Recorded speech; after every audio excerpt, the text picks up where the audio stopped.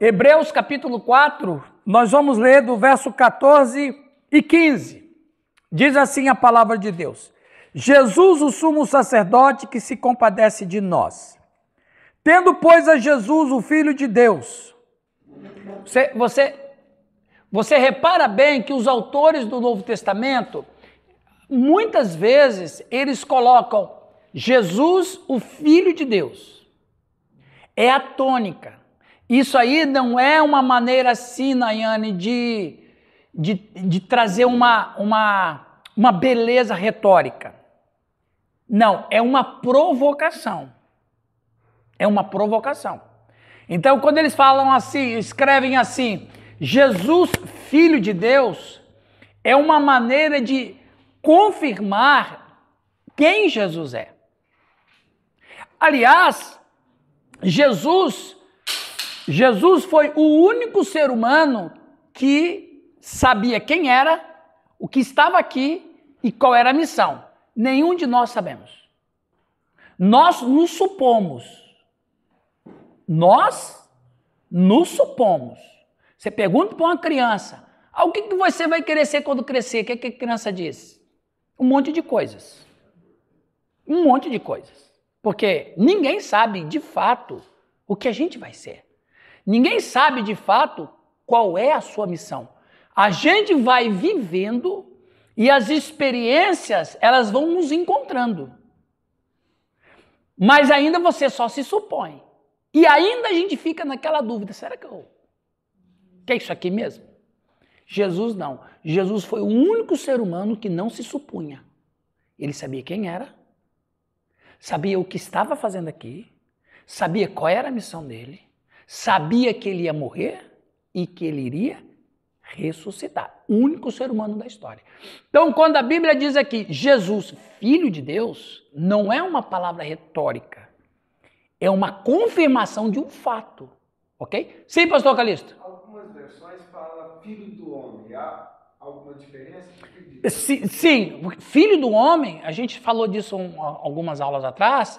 Filho do Homem é uma afirmação da sua humanidade como Jesus, sendo representante de todos nós. O coletivo humano. Né? Diferente dos anjos, por exemplo. Os anjos foram criaturas de Deus individuais. Um anjo não trouxe outro anjo. Então, Jesus Cristo morreu uma vez só, Jaqueline. Por quê? Porque todos os seres humanos são um só. Se nós fôssemos como os anjos, Jesus deveria vir aqui e morrer 200 milhões de vezes. Certo, pastor Calixto? Então, Filho de Deus, lá no grego, huios, theos. E é interessante isso, a gente começa a falar de Jesus, não para, né? Huios, theos, huios, theos, huios é filho. Filho maduro. Exato. Você sabe qual é a palavra do grego para criança? Teknon. A palavra sempre para Jesus é huios. Que coloca H na frente. Não. Por exemplo, a palavra peixe em grego. Sabe qual é a palavra peixe em grego? Porque você sabe que o símbolo do cristão até hoje é um peixe. Né? Porque peixe em grego é ictus. Ictus. Ictus é uma... Como é que fala aquele acróstico? Porque ictus tá... Iesous Christos huios theos. É Jesus Cristo, Filho de Deus. Então, pegando esta frase, Jesus Cristo, Filho de Deus, em grego, é peixe. Se a gente for pegar aqui o acróstico, não tem nada a ver, né? JCFD, mas em grego é ictus, peixe. E por isso que o símbolo do cristão é um peixe. Na época da perseguição, a igreja primitiva é uma forma deles se comunicar. Isso, né? é isso. Isso. E eu não sei se é verdade. Isso que você está falando é um fato. Mas o que eu vou dizer, eu não sei se é verdade. Alguns historiadores dizem, outros dizem que não é verdade. Bom, aí é história, né? Quando as pessoas queriam saber quem era cristão ou não, desenhavam isso aqui na areia. Né? Aí, se o outro era cristão, completava. Eu acho que isso aconteceu. É por causa da perseguição, é bem possível. Eu acho bonito os emblemas de carro com peixe. Depois da cruz, o peixe é o símbolo cristão mais usado. Mas enfim, aí o texto diz, tendo, pois, Jesus, Filho de Deus. Então isso aqui é uma provocação. Como grande sumo sacerdote que penetrou os céus, conservemos firme a nossa confissão, porque não temos sumo sacerdote que não possa compadecer-se de nossas fraquezas. Antes, foi ele tentado em todas as coisas, a nossa semelhança, mas sem pecado. Acheguemo-nos, portanto, confiadamente, junto ao trono da graça, a fim de recebermos misericórdia e acharmos graça para socorro em ocasião oportuna. Vamos pedir a bênção de Deus? A gente já começou, mas vamos orar, né? Senhor nosso Deus, obrigado por esse tempo aqui onde nós estamos para estudar a sua palavra. Oramos para que o Senhor Deus esteja abençoando os irmãos em Piabiru, o Isaac, pequeno Isaac, que sofreu uma cirurgia ontem, que o Senhor Deus esteja restaurando a saúde dele, que o Lucas e a sua esposa possam ficar em paz, na certeza que tudo vai estar indo bem, está bem em nome de Jesus. O Senhor Deus fica com eles, ó Deus. Abençoa os outros irmãos que não estão aqui por questões pessoais, outros em outras tarefas, mas que a mão do Senhor esteja na vida de cada um, Pai. Abençoa a nossa aula, que teu Espírito Santo esteja dirigindo a nossa mente e o coração na tua palavra, para a tua glória, em nome de Jesus. Amém. Muito bem, irmãos. Aqui nós vamos concluir o capítulo 4, porque Jesus, o Messias, é o nosso sacerdote no padrão de Melquisedeque. Ele é o sacerdote supremo. Jesus, o Filho de Deus. Há dois títulos dessas palavras: Jesus e Filho de Deus. Em outras palavras, ele chama Jesus Cristo. Ok? Lembrando que Jesus é um nome comum, porque o nome de Jesus registrado no cartório em Belém era Jesus ben Yosef. Toda criança registrada tinha a palavra Ben. Ben é filho em hebraico.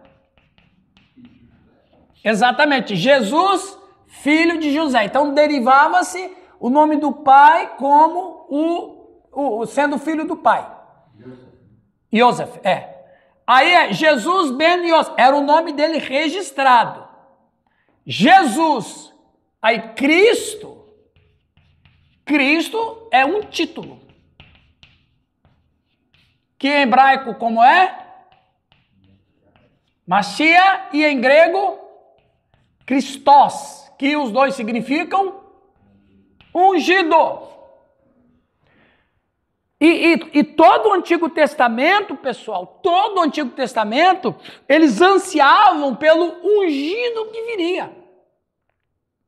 Então, Cristo hoje, a palavra Cristo, está atrelada ao nome de Jesus de tal maneira que a gente não separa mais. Mas, Jesus é o nome humano, Joshua, né? Joshua, que era um nome muito popular, um nome humano com o título divino.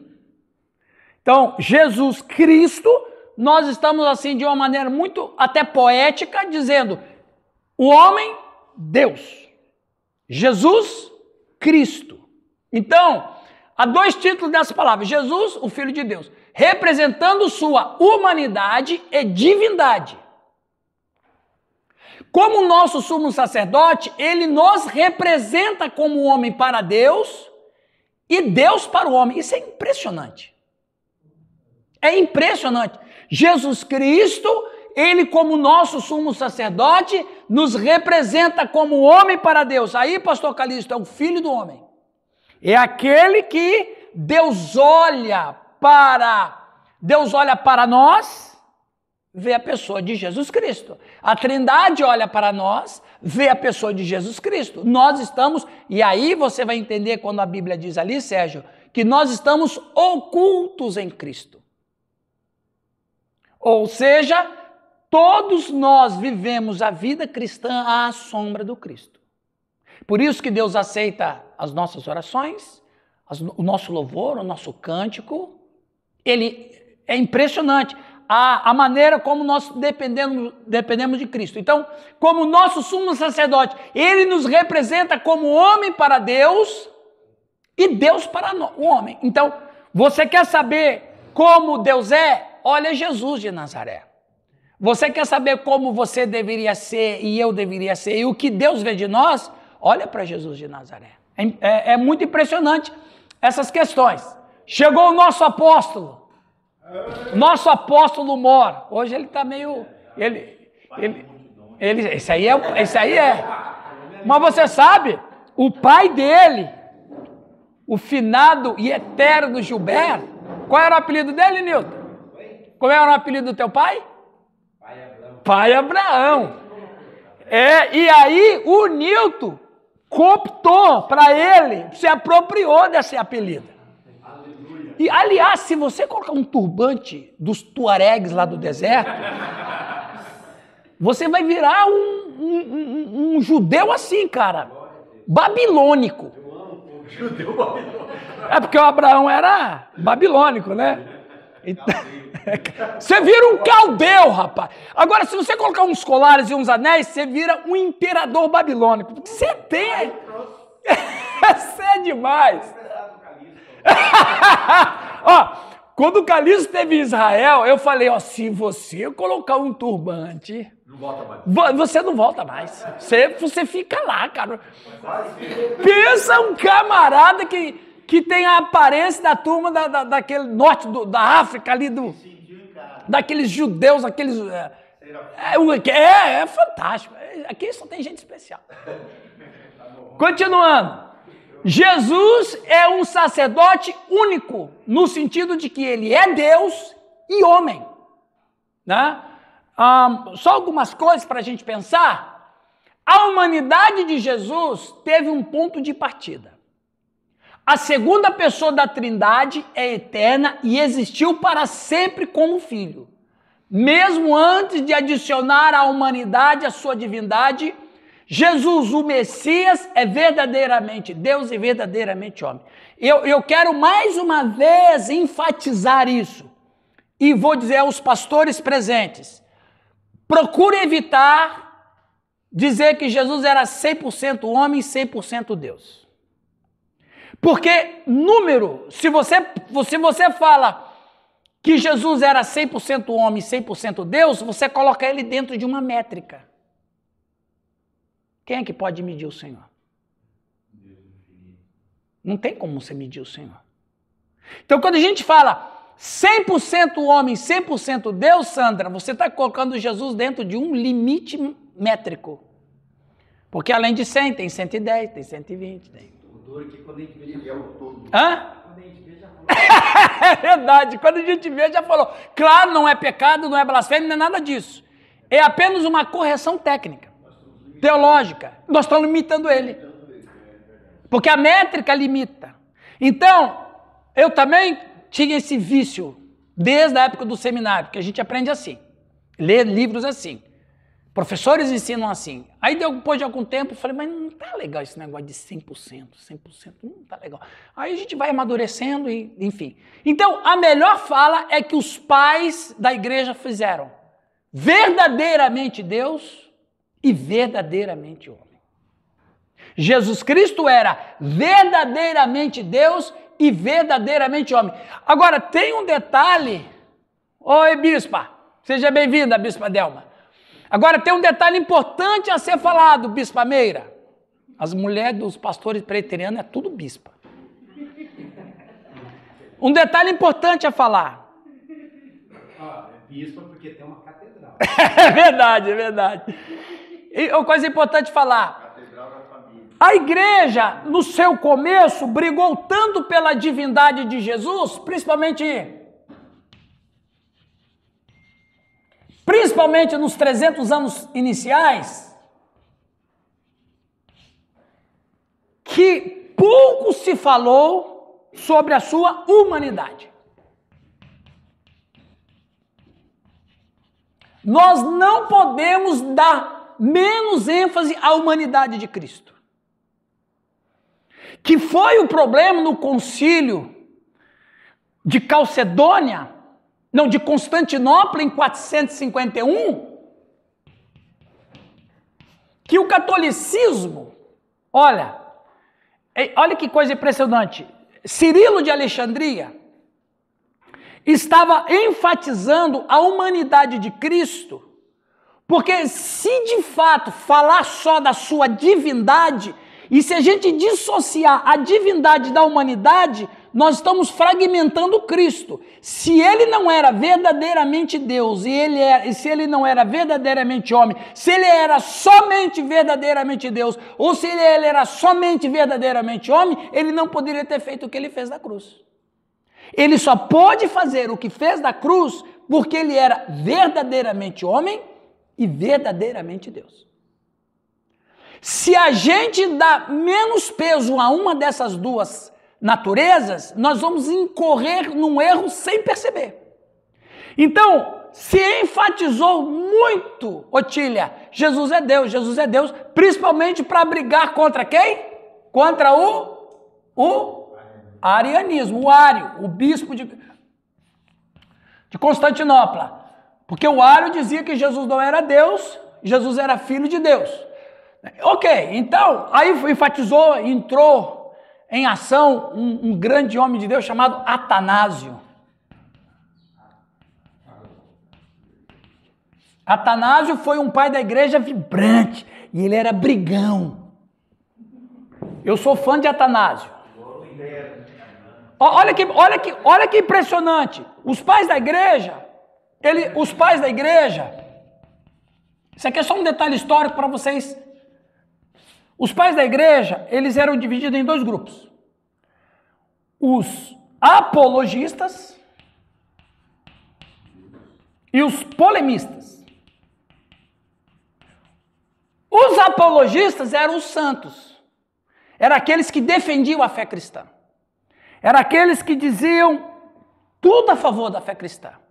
Os polemistas eram os brigões. Eram os caras que atacavam. Os apologistas protegiam a fé. Os polemistas partiam para o ataque. Atanásio era um polemista. Polemista era do partido esquecido. Eles eram os brigões. Aliás, Atanásio, preste atenção, olha que coisa impressionante aqui, pastor Giovanni. Atanásio, de acordo com os historiadores, é uma informação rara, mas eu preciso passar para vocês. O apelido de Atanásio era Pérola Negra. Vocês sabem por que ele era Pérola Negra? Ele era negro. Era norte da África. Ele era baixinho.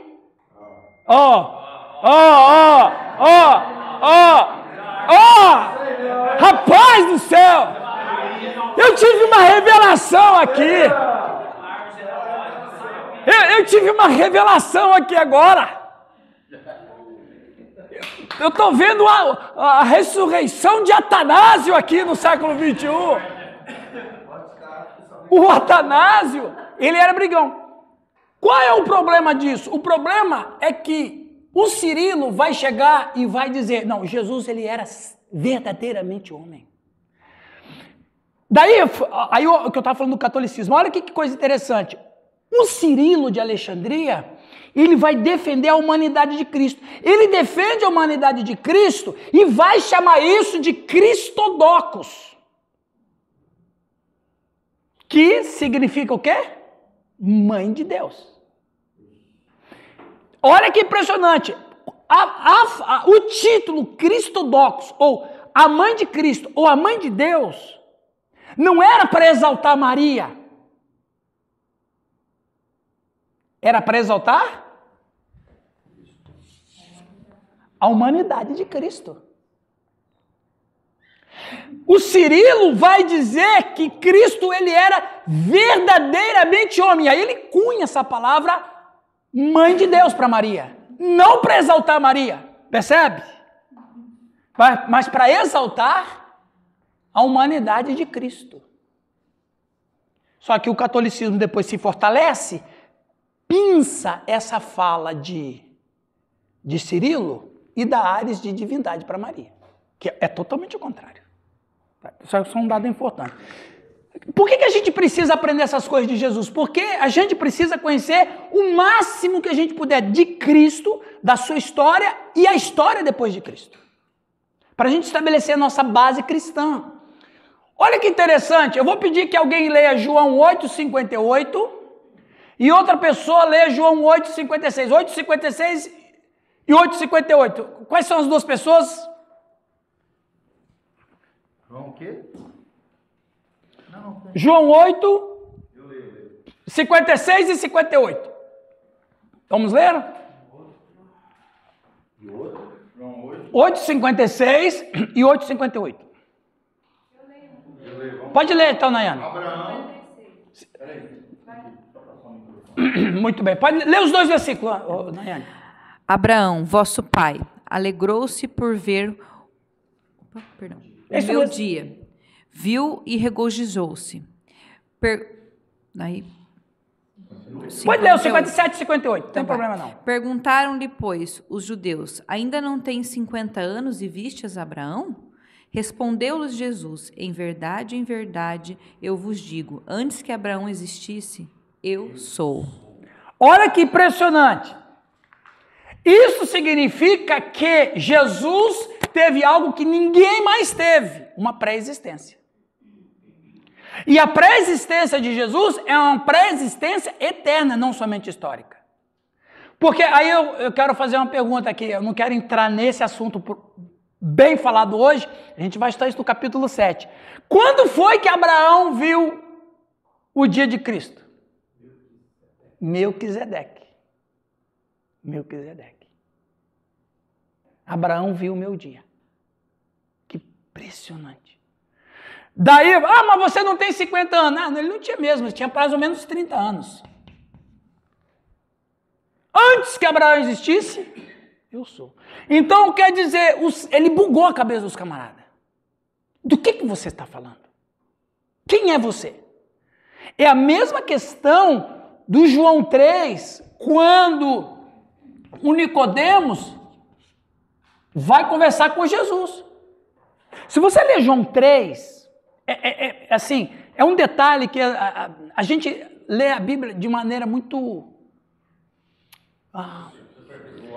superficial, é coisa parecida. Mas se você ler o João 3:1, só o 1, sim, Arnaldo? O João 3:1, quem lê para nós aí? O João 3:1. Olha que impressionante. João 3:1, o que diz lá? Havia um fariseu chamado Nicodemos, que era líder dos judeus. Uma noite foi visitar Jesus e disse: Pode ler o 2 aí. Rabi, nós sabemos que o Senhor é um mestre que Deus enviou, pois ninguém pode fazer esses milagres se Deus não estiver com ele. A questão do Nicodemos foi essa. Mestre, sabemos, ele usa no plural, então ele estava lá em nome de quem? Do grupo dos rabinos. Sabemos que és. Só que a palavra no grego é Kyrios. Kyrios, que traduz mestre, mas ele tem esse sentido. Mestre divino. Ninguém. Kyrios é alguém divino. Kyrios é traduzido tanto para mestre como é traduzido para senhor. Quando você falar, então as pessoas falavam senhor, no grego é Kyrios. Olha o que o Nicodemos fala. Sabemos que és Kyrios. Do quê? Enviado do Pai. Moisés não foi enviado. Davi não foi enviado. Ninguém foi enviado. Deus os levanta aqui. Mas a fala do Nicodemos é: você é Kyrios enviado, como se ele estivesse dizendo assim, ó, você veio direto do trono de Deus. A fala do Nicodemos é absurda, gente. Sabemos, eles sabem porque eles são o rabinato. E o Nicodemos, ele era um dos 3 maiores mestres em Israel, os maiores rabinos. Aí ele diz, sabemos que tu és Kyrios, enviado de Deus. Ou seja, ele, em outras palavras, Delma, ele diz, nós sabemos que você é um Kyrios que veio direto do trono de Deus. Isso está deixando a gente doido.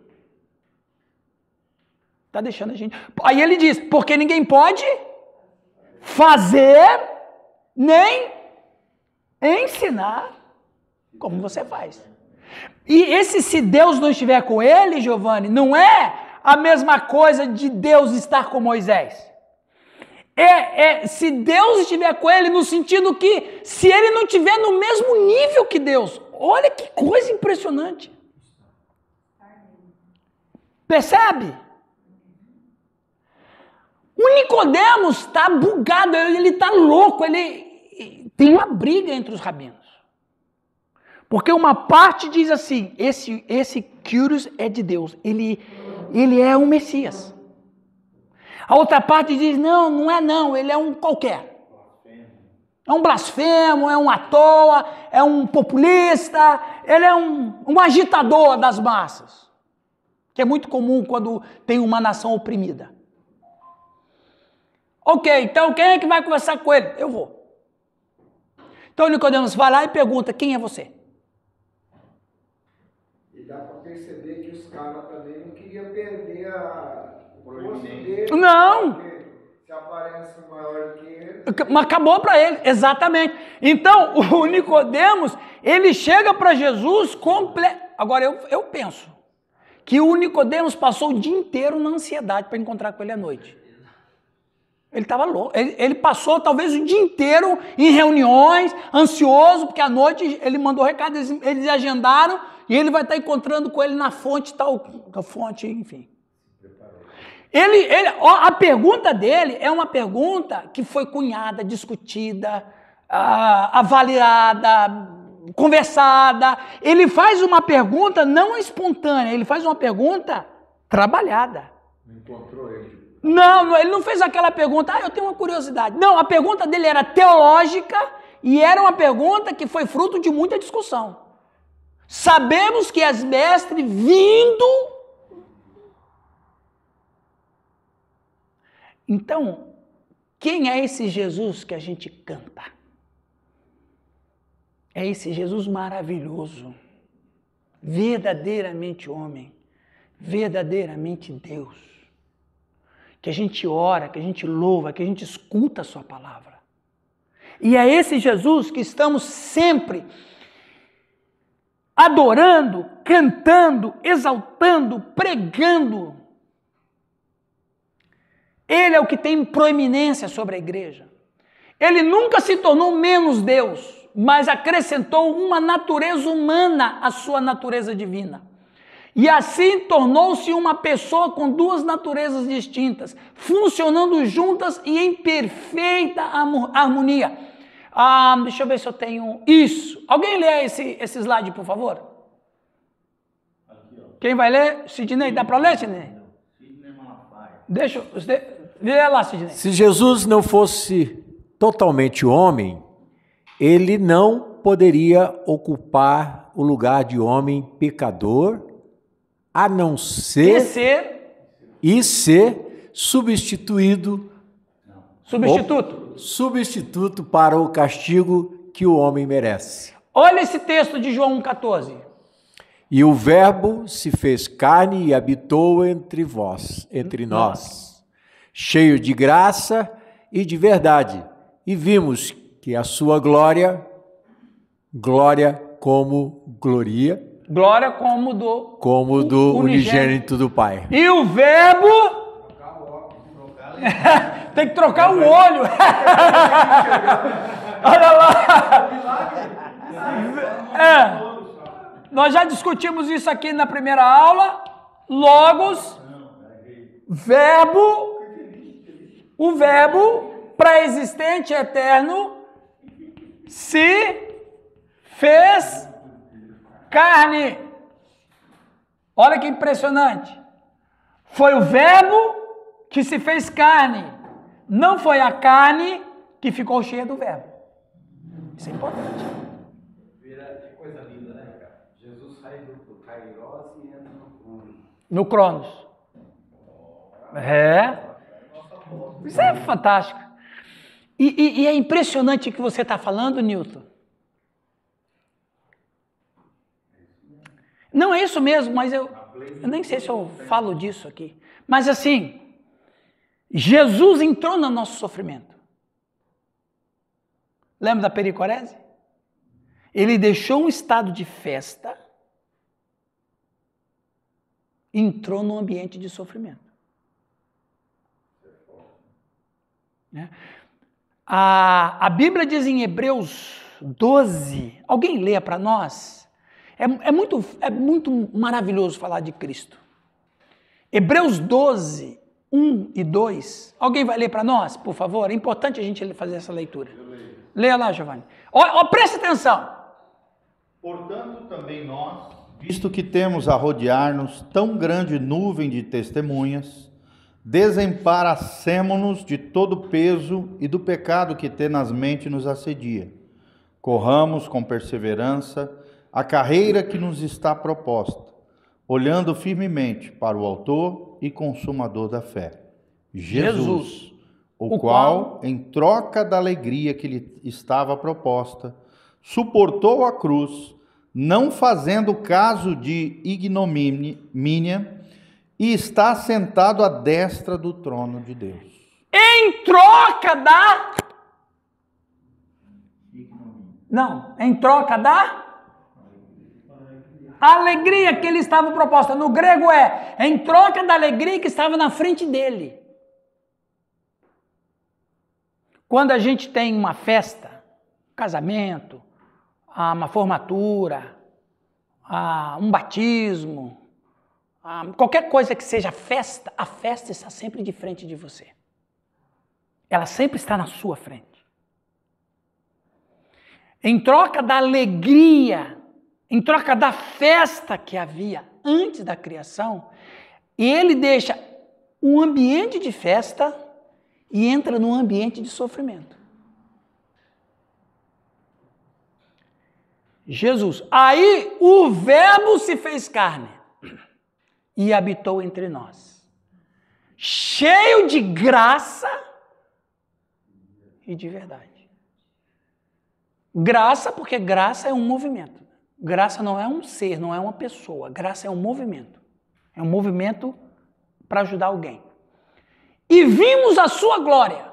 Essa fala vimos, ela dá um peso de testemunha ocular, que vale muito num tribunal de julgamento. Vimos a sua glória. Então, ninguém sonhou, ninguém imaginou, ninguém teve uma catarse, não. Vimos a sua glória, glória como do unigênito do Pai. Em outras palavras, a glória que nós vimos em Jesus Cristo é a glória que tem no Pai. É a mesma glória que o Nicodemos perguntou para ele. Né? Se ele não fosse totalmente Deus, seu sacrifício seria insuficiente. Seria apenas um mártir. Tem uma canção, né, que a gente canta bonito, mas não é bom cantar. Um dia lindo, um mês. Conhece isso aí, né? Essa é antiga. Olha lá, Delma lá. Essa é luterana antiga da luterana. Canta lá, Delma, você que é boa de música. Ele lembrou, né? Aí ele vai cantando, um dia lindo almejo encontrar a eterna glória que prometida está. Aí é beleza. Mas a segunda estrofe é de doer. Ele foi morto para ser mártir da paz. Não, aí já escorregou na maionese. Então canta só a primeira parte. Porque Jesus não foi mártir. Né? Jesus não foi mártir. Então, ele não morreu por uma causa. Ele foi sacrificado para a salvação. Ele não morreu por um mártir, morre por um ideal. O mártir morre por uma ideia. Jesus não morreu por uma ideia. Aliás, ele nem foi preso, ele se entregou. Então, Jesus Cristo morreu em sacrifício da salvação da humanidade. Então, ninguém toma de mim. Inclusive, só um parênteses aqui, Pedro era sanguinão, né? O Calixto, lá na última aula lá com os líderes do Calixto, eu falei sobre os temperamentos, né? Sanguíneo, colérico, fleumático. Foi muito bom, né? Aqui também para nós. Aquela foi muito boa. O Pedro era sanguinão. Primeiro sermão do Pedro, converteu quantos? 3.000. Por misericórdia de Deus, porque o Pedro falou uma bobagem naquele sermão dele. Ele falou uma bobagem, depois Deus relevou e ele nunca mais falou isso. Ele nunca mais falou. Mas aí o Pedro está pregando, sanguinão, o Espírito Santo, ele labareda do Espírito Santo. Aí ele está pregando, aí ele fala assim, vós assassinastes o autor da vida. Depois o Espírito Santo deve ter falado assim, Pedro, menos. O Espírito Santo falou, Pedro, menos, meu. Menos. Ele não foi bem assim, Pedro. Você aproveitou a sua raiva. É aquele sermão do pastor quando está bravo com o membro da igreja, né? Que descarrega a metralhadora. Vós assassinaste o autor da vida. Pedro, eu não fui assassinado, Pedro. Eu fui sacrificado. Eu dei a minha vida, ninguém me prendeu. Ele nunca mais falou isso. Pelo contrário. Veio uma maturidade, né? Veio o conhecimento. Porque, ele tinha 10 dias, 50 dias, né? Agora, 30 anos depois, o cara cresce alguma coisa, né? Aí, 1 Pedro, aquela carta que Jesus Cristo se ofereceu, ele nunca mais falou que ele foi assassinado. Então, Jesus não foi mártir, ele foi sacrificado, né? Se Jesus não for totalmente Deus e totalmente homem, estaremos perdidos no pecado. Então, ele tinha que ser, Jaqueline, verdadeiramente homem e verdadeiramente Deus. Tem muitos que veem Jesus apenas como um vulto humano e dão títulos para ele apenas secular. O melhor psicólogo, o melhor líder, o melhor administrador, o melhor gestor. Mas Jesus nunca disse que era qualquer adjetivo desse. Um líder as pessoas seguem, um mestre as pessoas aprendem, um comandante as pessoas obedecem, um profeta as pessoas ouvem, mas um Deus as pessoas adoram. Jesus é Deus. A única maneira de se relacionar com Jesus é adorá-lo ou rejeitá-lo. Eu contei para vocês a história. Vocês conhecem o irmão André, não é? Alguém conhece o irmão André? Quem conhece o irmão André? Giovanni? Quem mais conhece o irmão André? Já ouviu falar do irmão André? Já ouviu, Nayane? O irmão André foi um missionário, ele escreveu um livro na década de 70. Como é que era o nome? Contrabandista de Deus. Ele levava a Bíblia para a cortina de ferro na antiga União Soviética. Ele fazia o que os judeus, né? Só que ele levava a Bíblia inteira. Você lê o livro dele, é uma delícia. Vira um filme de aventura, sim. Sem igual. Irmão André. O irmão André, ele era um missionário e ele só trabalhava em zona de perigo. Um dia, ele estava no mundo muçulmano, lá no Afeganistão. Chegaram os líderes muçulmanos e sabiam que ele estava lá. E o líder dos muçulmanos estava muito doente, quase morrendo. Aí uns líderes muçulmanos foram lá, descobriram que ele estava lá, falaram, nós não queremos prender você, nem nada contra você, mas a gente sabe que Nissa é o nome que eles dão para Jesus. Mas a gente sabe que Nissa escuta a oração de vocês cristãos. Nós cremos que Nissa é um profeta poderoso, um profeta cheio de poder, e nós estamos aqui pedindo para você orar por fulano de tal. Ele disse, eu não vou orar. Rapaz, você dizer não para um muçulmano, cara? Não vai orar? Não, eu não vou orar. Mas por que você não vai orar? Porque Jesus não é profeta. Jesus é Deus. Eu só falo com Deus. Aqui está a questão. Ah, porque Jesus foi um grande mestre da moral. Eu não acredito que Jesus foi um mestre da moral. Primeiro legendário. Primeiro legendário. Exato, ele foi. Não, Jesus não foi nada disso. Jesus é Deus. Então, viu, Otília, quando alguém vir conversar com você, teus amigos que são seculares, vêm dizer, Otília, você é cristã. Não, Jesus foi maravilhoso. Jesus foi um homem bom. Tem as pessoas que falam assim, né? Jesus foi um homem bom. Um homem bom, a história tem um monte. Não, Jesus foi... Ele tinha uma áurea diferente. Ou um kardecista vai dizer, não, Jesus era um espírito evoluído, iluminado, né? E tal. Jesus não foi nada disso. Não, ele não foi um homem bom? Não, ele não foi um homem bom. Ele não foi um filósofo maravilhoso? Não, ele não foi um filósofo maravilhoso. Porque Jesus, ele era Deus. Que é diferente, não é? Lembra? Ele fala para os discípulos, lá em Mateus 16, que dizem ser o filho do homem? Uns dizem que era profeta, outros dizem que era Elias, outros dizem que era, ou qualquer... Que eu sou de verdade? Aí, tu és o Cristo, o Filho de Deus. Ele nunca disse que foi profeta. Ele não era. Ele era Deus. Ok? Então... Tem um livro, a teologia ensina que existiam 3 ofícios principais. É diferente, porque ele como Deus assume. Então, a conversa é o contrário. Ele como Deus, experimentando a humanidade, ele assume o papel, mas ele não é. Sacerdote e rei. Então, ele não é. Ele é Deus que assume e não o contrário. Porque se a gente inverter... Não é. Sim, Sérgio. Tem um livro, O Melhor Psicólogo. Tem, do Augusto Cury. Isso. Eu li aquele livro lá. Você está com ele. Você pode ler? Beleza. Não tem nenhum problema. E não é nenhum problema dizer, não é blasfêmia dizer Jesus foi o maior gestor. Jesus desconsidera isso. Mas no debate você não pode. Exato. Você pode ler o livro. Ler o livro. Até a dimensão que ele chegou. Exatamente. Mas não que você no debate fala, não, Jesus. Foi, realmente não. Só isso. Eu não vou dizer para as pessoas...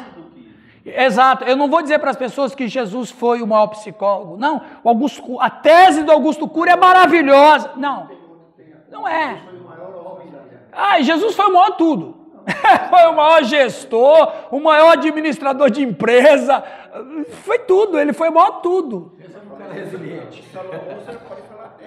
Pode, não tem problema. Dos olhos seculares foi, mas de fato, de verdade, ele nunca disse que era essas Nessa coisas. conversa, o reino dele não é daqui. Exatamente, já começa aí, o meu reino não é daqui.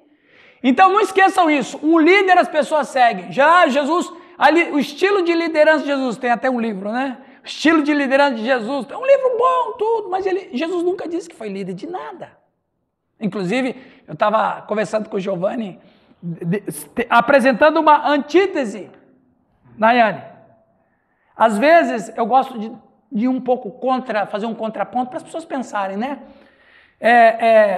Eu digo, né? Daí eu tenho meus argumentos, enfim, cada um tem um argumento, que Jesus nunca disse que era líder. Mas você vê lá o estilo de liderança de Jesus, como que Jesus liderava. Um líder, as pessoas seguem. Mas o líder, ele tem qualificações absolutamente inferiores ao próprio Deus.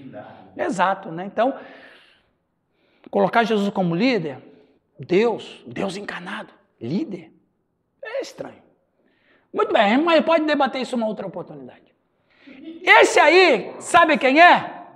Bono Vox, o líder da banda do U2. Rapaz, o cara era teólogo, meu. Olha o que ele disse sobre Jesus Cristo. Quem vai ler essa fala do Bono aí? Olha ali, ó.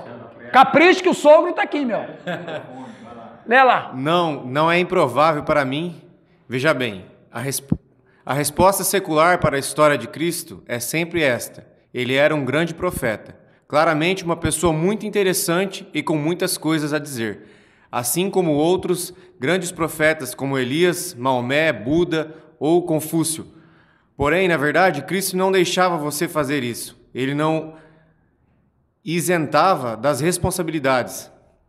Cristo dizia: não estou dizendo que sou um professor. Não me chamo de professor. Não estou dizendo que sou um profeta. Estou dizendo que sou a encarnação de Deus. E as pessoas dizem: não, por favor, seja apenas um profeta. Um profeta nós podemos aceitar. Olha que declaração teológica de um camarada. É que eles se converteram. Então veja bem, por que as pessoas querem Jesus como um profeta? Porque ele não vai me incomodar. Por que as pessoas querem Jesus como líder? Porque ele não vai me incomodar. Por que as pessoas querem Jesus como um filósofo? Ele não vai me incomodar. Por que as pessoas não querem Jesus como Deus? Porque como Deus ele vai? Precisa ser adorado. E para adorá-lo, você tem que negar a si mesmo. E aí, eu não quero me entregar assim. Então eu vou ficar com a imagem dele como o maior psicólogo. Percebe? Né? Então... E também tem outra questão, né? Você abandona a autossuficiência. Totalmente. E assume a dependência.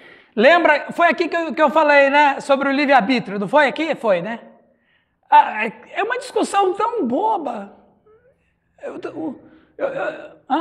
No mundo secular, essas nomenclaturas têm assim uma conotação, né? É igual o pregador, por exemplo. Você convida o pregador para a igreja e a primeira pergunta é: ele é pastor? Ele é missionário?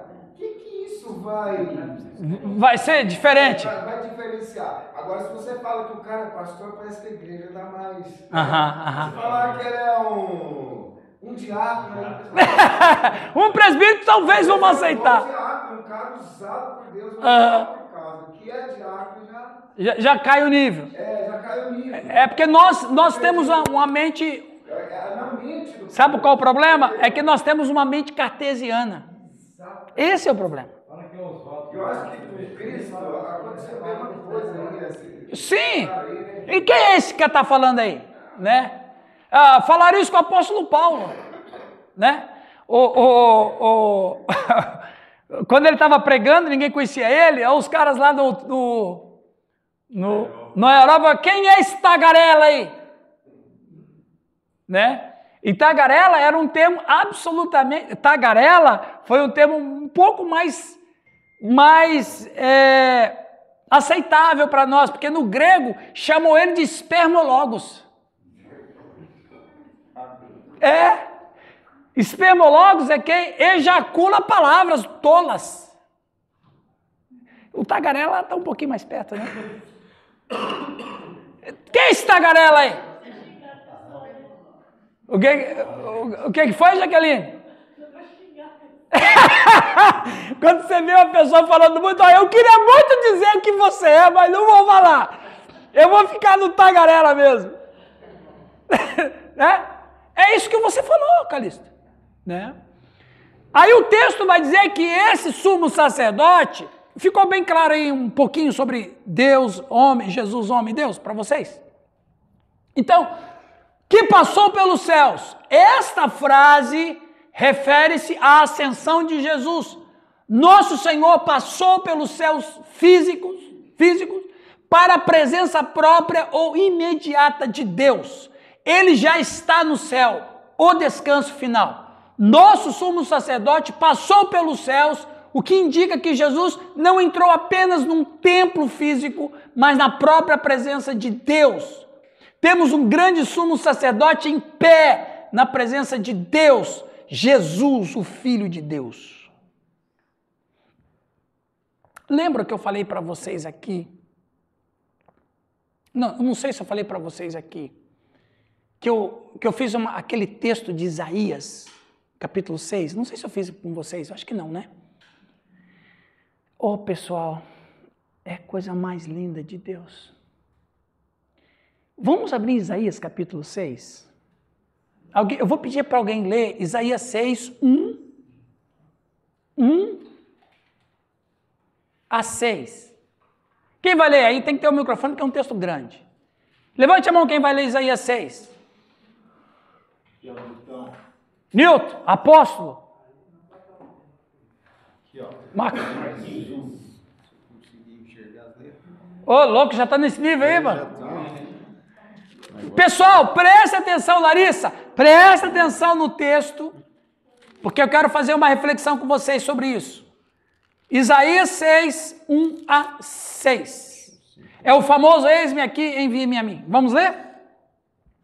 No ano da morte do rei Uzias, eu vi o Senhor assentado sobre um alto e sublime trono, e as abas de suas vestes enchiam o templo.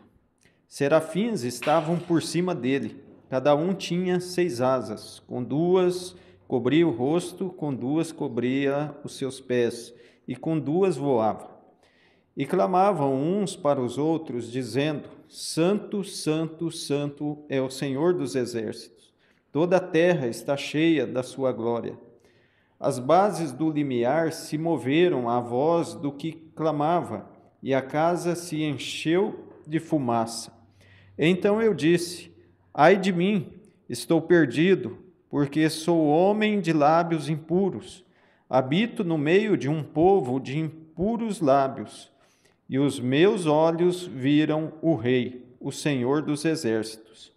Então um dos serafins voou para mim, trazendo na mão uma brasa viva, que tirara do altar com uma tenaz.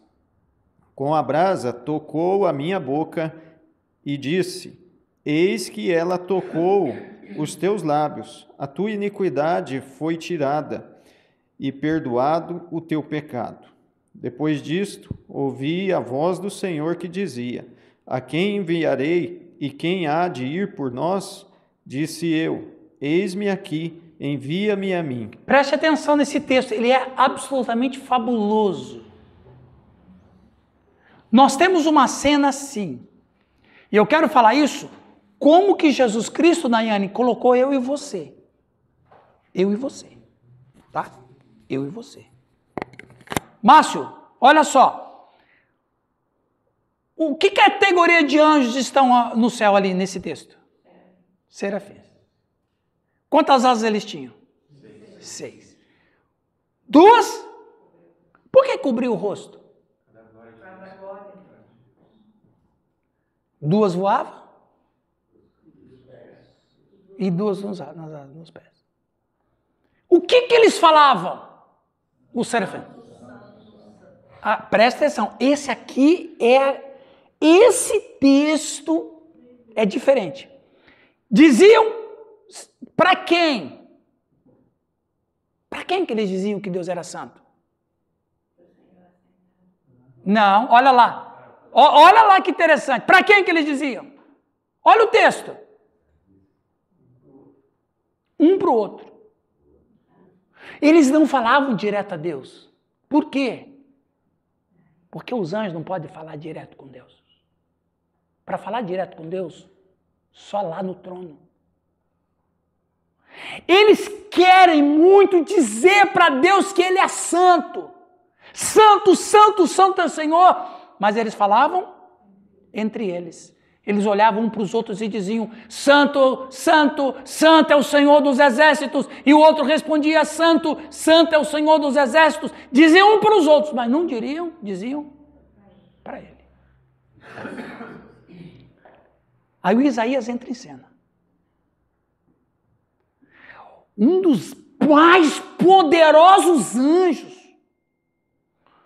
vai lá no altar e pega o quê? Ele pega uma brasa com o quê? O que é uma tenaz? Exatamente, um alicate. O ferreiro usava uma tenaz. O cara pega uma brasa com uma tenaz, porque se ele tocar na brasa, ele vai ser destruído. O Isaías olha aquilo, o anjo pega a brasa com a tenaz no altar, voa em direção a ele e vai dizer: bom, agora eu vou morrer, né? Porque se o anjo desse nível não pôde tocar na brasa, eu vou ser incinerado aqui. O anjo põe a brasa na boca dele, purifica a boca dele. Tanto é que o Isaías fala isso: ai de mim, eu sou um homem de lábios impuros. Purifica, e é uma atitude que o serafim Giovanni está dizendo assim: fala para Deus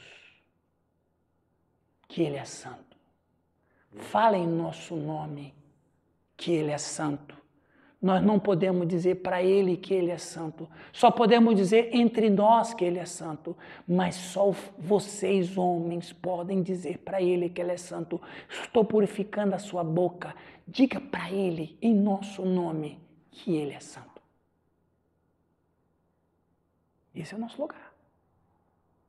Só os seres humanos podem estar na presença de Deus e dizer para Deus que Ele é santo. Os anjos não podem fazer isso. Ah, mas eles não adoram a Deus? Adora a Deus. Nunca de frente para Deus. Eles adoram a Deus entre eles, que era o papel do Lúcifer, né? O Lúcifer, e o nome é isso, né? Portador da luz. Né? Lux, mais Ferrer. Nem isso aí, pastor Calixto? Falei disso lá na igreja do pastor Calixto.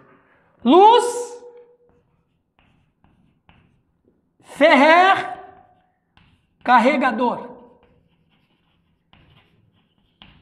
Então o que o Lúcifer fazia? O Lúcifer era, Lúcifer no latim, né? Ele era aquele anjo com o corpo todo cheio de pedras preciosas,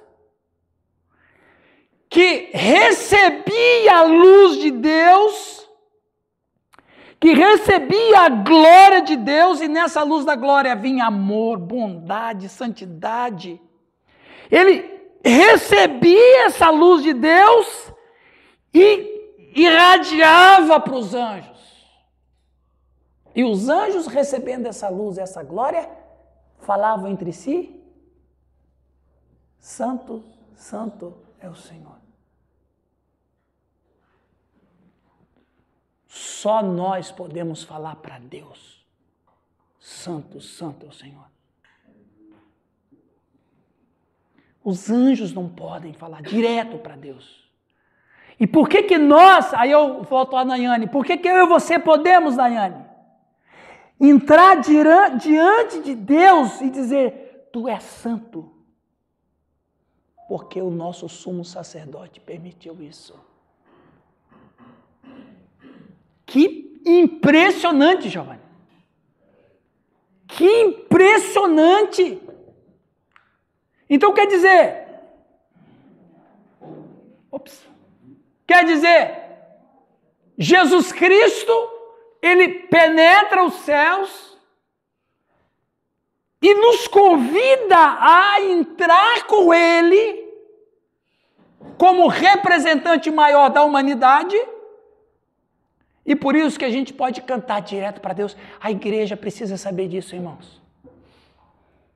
A igreja precisa saber o privilégio que nós cristãos temos, porque o nosso sumo sacerdote penetrou o céu, ele rasga, lembra que quando ele morre na cruz, o que acontece com... Gente, sinceridade, o que é um ato de rasgadura de roupa? Hein, Sandra? O que significa rasgar uma roupa? Não nesse sentido. Se a pessoa está vestida com roupa. Porque ela tem alguma coisa que ela quer se livrar dessa roupa de qualquer jeito. Então ela rasga, que quer se livrar dessa roupa. Ela está apertada, ela está me incomodando, está me irritando, essa roupa está me irritando. Eu não quero saber, eu não estou com paciência de desabotoar essa camisa. Exatamente, eu vou rasgar. O ato de rasgadura do véu do templo é Deus dizendo, eu não suporto mais não ter a presença do homem na minha frente. E o rasgo numa atitude desesperada de se livrar daquilo. Vocês podem entrar. O sumo sacerdote fez isso. Exatamente. O Isaías é a profecia. Qual é o apelido de Isaías? Profeta messiânico. Isaías, ele vem anunciar o Jesus, o Messias, o Cristo, o Machia, que vai rasgar o véu e vai ser o sumo sacerdote, que agora não preciso mais de brasa viva. A brasa viva está dentro de mim agora. O Espírito Santo está dentro de mim, a brasa viva. O Espírito Santo não somente purificou meus lábios, ele purificou minha mente, minha alma, meu coração. Estou lavado no sangue do Cordeiro, desse sacerdote maravilhoso que abriu a porta do céu para que eu possa entrar. E dizer para Deus, olhando para ele, santo, santo, santo é o Senhor Todo-Poderoso. Não preciso mais de nada. A igreja tem que saber isso. A igreja tem que saber o que ela faz nos cultos. A igreja tem que saber o que é abrir a boca para elogiar a Deus diante de Deus. Aleluia. É porque a gente... É um privilégio que os anjos não têm. Os anjos só podem adorar a Deus um para o outro. Os anjos olham para nós e falam assim... Se os seres humanos soubessem o privilégio que eles têm, que a gente não tem. Feito a imagem e semelhança de Deus. E é por isso que eu posso entrar nos Santos dos Santos. Os anjos não são imagem e semelhança de Deus. Eles só podem adorar a Deus por tabela. Mas nós podemos adorar a Deus face a face. Porque o sumo sacerdote providenciou isso. Rapaz, só esse pedacinho da aula já valeu a pena. Glória a Deus. O resto anterior não pode jogar fora, né? A história pode jogar para fora, né? Até foi legal o evangelho dos anjos almejar e foi dado para o... Exatamente. É outro privilégio que Deus deu para nós, pregar o evangelho. Os anjos querem fazer isso. E esse é um dos motivos que Deus não perdoa os anjos caídos, né? Bom, não vou entrar no assunto aqui. Quem quiser saber mais... Eu vou aí na sua igreja e dou aquele curso sobre ocultismo, não, ok? Mas então, foi bom lá ou não foi, Calixto? Não foi no Calixto. Foi no Calixto. Não foi lá não. Foi na Casa da Rocha aí, no Sérgio e lá em Piabiru. Você pode glorificar Deus comigo pelo sumo sacerdote? Nosso sumo sacerdote, né? Estamos terminando essa parte, pessoal. Não temos um sumo sacerdote que não possa simpatizar. Quem vai ler esse slide, por favor? Lê lá, Giovanni. Significa que Jesus, Deus Filho, entronizado no céu, nosso sumo sacerdote, pode simpatizar com nossas fraquezas. Para os antigos gregos, o principal atributo de Deus era a apatheia, ou seja, a incapacidade essencial de sentir qualquer coisa. Jesus não é assim. Ele sabe e sente o que passamos. Quando Jesus encarnou, teve a mesma experiência de ser tentado e entende cada um de nós, e assim se torna um sumo sacerdote solidário. Essa é a ideia da simpatia que ele oferece. E ele diz, o autor de Hebreus, né? O Apolo vai dizer aqui, inspirado por Deus, que não temos... Então, quer dizer, antes de Deus se encarnar na pessoa de Jesus Cristo, o que é dor? O que é sofrimento? O que é tentação? Davi foi tentado e caiu. O que significava para Deus ser tentado? Nada. Deus nunca foi tentado. Não existe mal algum no Senhor. Nunca vai existir. Mas será que Deus entendia o que é ser tentado? Não. Quando é que ele entendeu o que é ser tentado? A atitude de Deus ao ouvir a oração da Larissa é diferente de Deus ouvir a oração de Davi. A oração de Davi, o Senhor disse, fala para ele, Natan, que eu perdoei o pecado dele. Aí ele olha para Larissa e fala, Larissa, eu estou perdoando você e eu sei exatamente o que você está sentindo. Eu estou te ajudando a não cair na tentação. Eu sei o que é isso. Por isso que ele é o quê? O sumo sacerdote que não tem... Ela não está aguentando não samba. Ai, viu? Rapaz, vocês acham que isso aqui é maravilhoso. É o poder, né, Nilton? Ó, apatheia. Então, quando eu chego para Deus e falo, Senhor, tem misericórdia de mim. O João vai dizer lá em 1 João 2 que, filhinhos, não quero que vocês caiam, mas se vocês caírem, nós temos advogado junto ao Pai. Então o acusador chega lá e diz, o Romualdo, o diácono da igreja, caiu, ele ofendeu a esposa, ele xingou uma pessoa, ele fez qualquer um outro ato de pecado, olha lá como ele é orgulhoso. Jesus vai dizer, Pai, eu sei o que é ser tentado, eu não caí porque eu sou Deus, mas eu entendo a tentação dele. É diferente. Sim. Pegando uma deixa a respeito do lugar santo, né? Uhum. Porque desde quando eu aceitei Jesus, há 40 e poucos anos atrás, pregava-se... Não, 40 e poucos anos que eu sei, você está no ministério. Pregava-se aquela ideia que o púlpito é um lugar santo. Certo.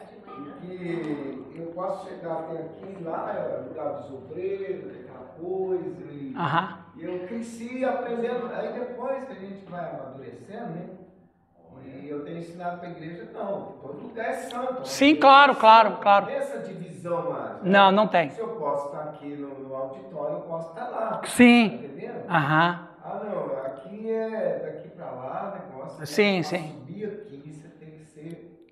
Eu não vejo assim, tá entendendo? Não, eu entendo. Tem muita gente que faz ainda... É porque, na verdade, por que tem essa divisão, Calixto? Por causa do período da reforma. Viu? Você pode ver que as igrejas neotestamentárias hoje, elas nem fazem questão de obreiro. Eu acho bonito, obreiro ficar na minha igreja, né? Mas não, eu gosto de ficar no meio do povão. Então, o que acontece? Até antes da reforma, viu, Calixto? Até antes da reforma, o catolicismo... Por exemplo, deixa eu fazer uma pergunta. Qual é o paramento mais importante para o catolicismo? O que está em proeminência num templo católico? O altar. O altar. O púlpito não. Por causa do altar? Por causa de Pedro.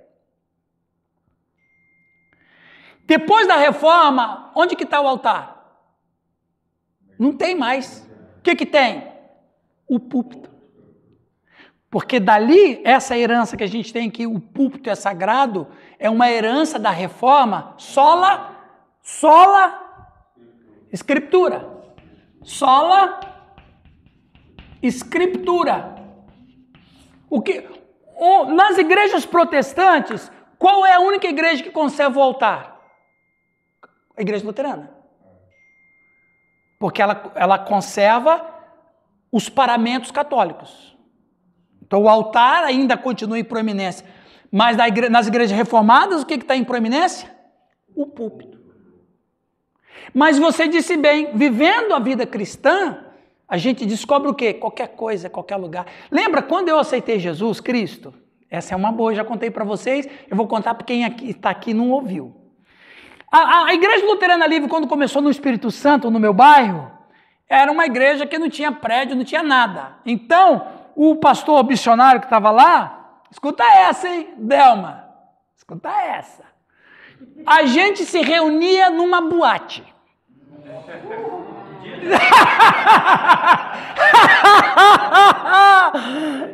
Viu, Sandra? Viu? E aí, Léa?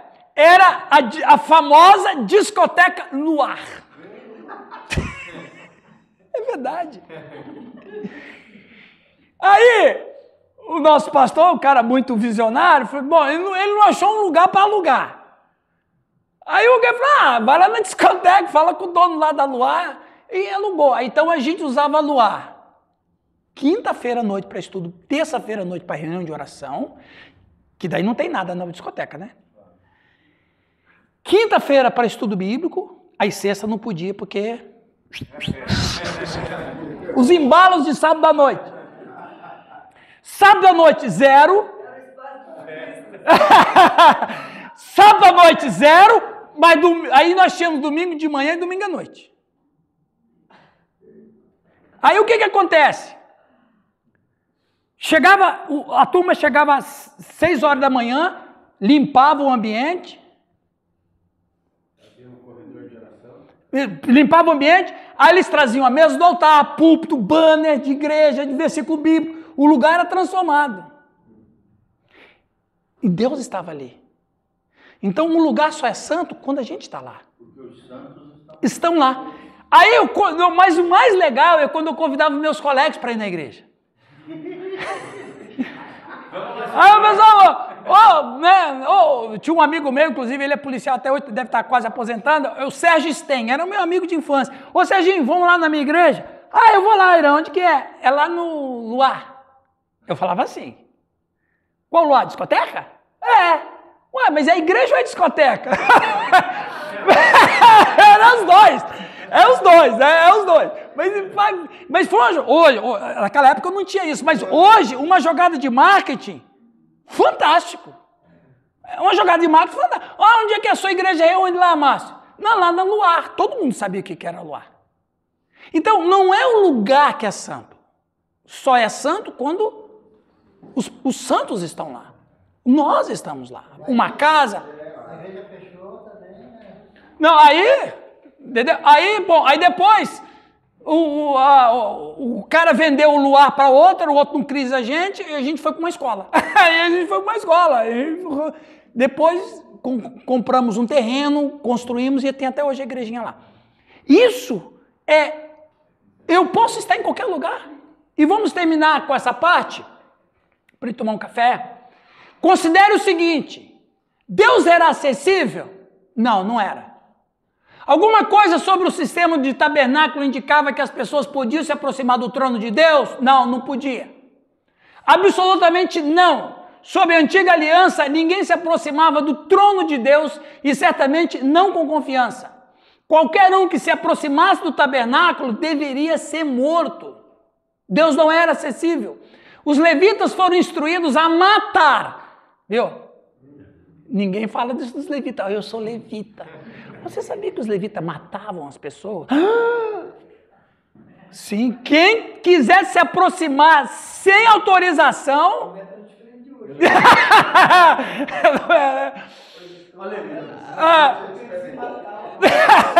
Os levitas foram instruídos a matar qualquer um que tentasse se aproximar da presença de Deus no tabernáculo. Mas agora, porque temos um grande sumo sacerdote, podemos nos aproximar do trono de Deus com confiança. Podemos ter confiança, porque é seguro nos aproximarmos em nossa condição.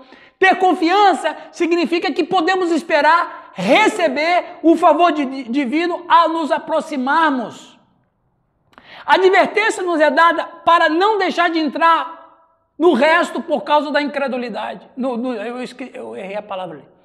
Não desista sob o peso das provações e tentações. Não desista por causa do seu sofrimento. Por quê? Não desista porque você tem um grande sumo sacerdote que experimentou a vida como você está experimentando. Ele também teve que suportar fielmente, ele sabe como é difícil, ele conhece o sofrimento e conhece a dor, ele conhece as tentações, ele conhece as provações, ele conhece a rejeição, ele conhece a traição, ele conhece o que é levar tapa no rosto, ele sabe que machuca, ele conhece a experiência humana. Não desista porque você tem um Deus que entende o que você está passando. Não desista, irmãos. Você pode chegar ao trono de Deus com confiança e encontrar misericórdia e graça do que precisa para ajudar. Senhor, eu estou em pecado. Senhor, eu pequei. Senhor, eu fiz uma coisa horrível. Senhor, eu pensei uma coisa... Eu falei mal de uma pessoa. Eu critiquei uma pessoa. Senhor, tem misericórdia de mim. Senhor, nessa dificuldade que eu estou passando, minha fé está falhando, eu estou fraquejando. Senhor, tem misericórdia de mim. A gente pode chegar diante do trono do sumo sacerdote. Nós falhamos, venha ao Senhor Jesus, encontre graça, venha Jesus, encontre perdão. Você não precisa desistir porque tem graça e misericórdia. Você pode ter destruído a sua vida, mas ainda pode encontrar graça e misericórdia. Sabe o que é a ruína? Sabe qual é a mensagem boa da ruína, Sérgio? A mensagem boa da ruína é que nem tudo está destruído. Da ruína Deus pode reconstruir tudo de novo. Percebe? Ruína significa que Deus não permitiu que tudo fosse destruído. Das ruínas ele começa algo novo. Aquele que começou boa obra em mim, há de completá-la até o dia de Cristo. Então a gente pode chegar ao trono da graça. A gente vai encontrar misericórdia, graça, perdão e força. Venha a mim, vinde a mim, todos que estão cansados, sobrecarregados. Eu sou o sumo sacerdote que assisto diante de Deus. É a fala de Jesus e é o último slide. Você pode ser esmagado por suas provações, mas ainda pode encontrar misericórdia e graça.